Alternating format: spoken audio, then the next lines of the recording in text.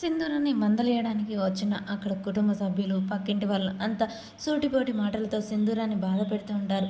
అయినా అన్నయ్య గారు మీరు ఆస్తుందని ఆ ఇంటి కోడల్ని చేశారు కానీ, అబ్బాయి గుణగణాలు ఏంటి, అబ్బాయి రాత ఎలా ఉందని చూసారా?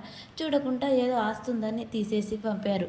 కానీ పాపం ఇప్పుడు సింధూర జీవితం చూడు ఎలా అయిందో, మూడు పారిపోయింది. కనీసం ఫస్ట్ రోజు కూడా జరగకుండానే సింధూర జీవితం నాశనమైంది. అలా కాదండి, ఆ అత్తగారు చాలా బాగా చూసుకుంటారు అని సింధూర వాళ్ళమ్మ అంటూ ఉంటుంది. ఇక ఈలోపే చెంచలమ్మ కోడల్ని చూడడం ఉండలేక చూడ్డానికి చాలా ప్రేమతో ఆతృతగా వస్తూ ఉంటుంది. ఇక చెంచలమ్మ లోనికి వచ్చేసరికి వీళ్ళు సుటిపోటి పక్కింటి అమ్మాయి చూసావా, ఏడాది కింద పెళ్ళయింది, అప్పుడే ఇప్పుడు 12 బిడ్డను ఎత్తుకుంది. కానీ పాపం మన సింధూరకు అసలు అదృష్టమే లేదు, ఇక అసలు రాదు కూడా రాదు, ఇలాంటి జీవితం ఎవ్వరికీ రాకూడదు అని చెప్పేసి సింధూరుని బాధ పెట్టే మాటలు అంటూ ఉంటారు.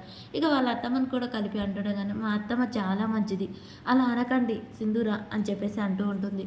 ఇక చెంచలమ్మ అక్కడికి వచ్చి ఒక్కసారిగా వాళ్ళ మాటలన్నీ విని తన మనసు చిన్నబుచ్చుకుంటుంది. ఆవేశం ఆపుకోలేక లోనికి వస్తుంది.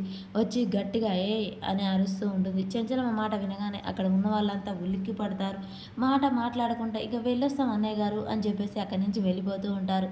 అదంతా విన్న చెంచలమ్మ అయితే చాలా బాధపడుతూ ఏంటి, ఏం జరుగుతుంది ఇక్కడ, నేనేం చెప్పాను, మీరేం చేస్తున్నారు, నా కోడల్ని చూడకుండా నేను 2 గంటలు కూడా ఉండలేకపోయాను, అందుకే తీసుకెళ్దామని వచ్చాను, కానీ ఇక్కడ ఏం జరుగుతుంది అత్తమ్మ అని చెప్పేసి సింధూర ఏడుస్తూ ఉంటుంది. చెంచలమ్మ ప్రేమగా దగ్గరికి తీసుకొని ఊరుకోమ్మ ఊరుకో అని చెప్పేసి ఊరుకోబెడుతుంది.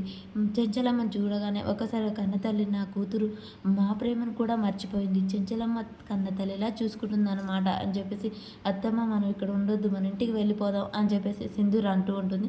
అవునమ్మా నేను కూడా నిన్ను చూడకుండా ఉండలేకపోయాను, వెళ్దాం మన ఇంటికి అని చెప్పేసి చెంచలమ్మ అంటూ ఉంటుంది. వీళ్ళ మాటలు విన్న తల్లిదండ్రులు ఆశ్చర్యపోతూ ఉంటారు. అదేంటి నా కూతురు మా కన్న తల్లిదండ్రుల కంటే ఎక్కువ అత్తమ్మనే ప్రేమిస్తుంది, అత్తమ్మ కూడా అలాగే ప్రేమిస్తుంది, వీళ్ళిద్దరూ చాలా అన్యోన్యంగా ప్రేమగా ఉన్నారు, నా కూతురు ఇంత అదృష్టవంతురాలని నేను అనుకోలేదు అని చెప్పేసి వాళ్ళు మనసులో అనుకుంటుంది. అదేంటమ్మా 2 రోజులు ఉంచుతానన్నావు కదా, 2 రోజుల కన్నా ఉంచే కాదు, ఇక చాలు ఉంచిన కాడికి, అత్తమ్మ మా అక్కని ఇంకొక రోజు ఉంచవచ్చు కదా అని వాళ్ళ శ్రీవల్లి అడుగుతూ ఉంటుంది.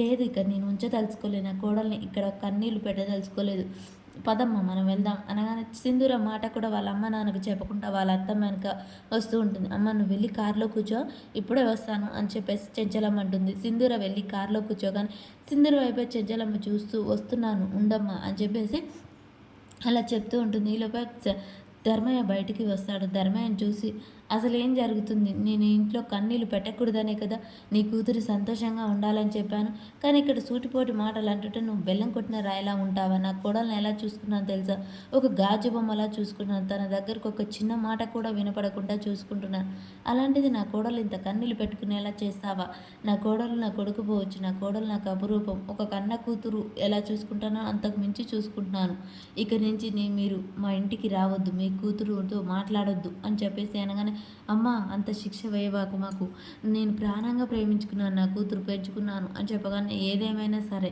మీ ప్రేమ నాకు తెలుసు, కానీ ఇక్కడి నుంచి నా కూతురు కన్నీళ్ళు పెట్టకూడదు, అందుకు కారణం మీరు రాకూడదు అని చెప్పేసి చెంచలమ్మ చెప్పగానే, అమ్మ అంటారు చాలు ఇది నా ఆజ్ఞ అని చెప్పేసి అక్కడి నుంచి చెంచలమ్మ వెళ్ళిపోతూ ఉంటుంది. ధర్మయ్య ఆ మాట విని బాధపడుతూ ఉంటాడు. ఇక చెంచలమ్మ అయితే సైలెంట్గా కోడలు తీసుకొని అక్కడి నుంచి వెళ్ళిపోతూ ఉంటుంది. ఏంటండి ఏంటి, ఏం జరిగింది, వదిన ఏం చెప్పి వెళ్తుంది, మన కూతుర్ని చాలా ప్రేమగా చూసుకుంటుంది కదా అని చెప్పేసి అంటారు.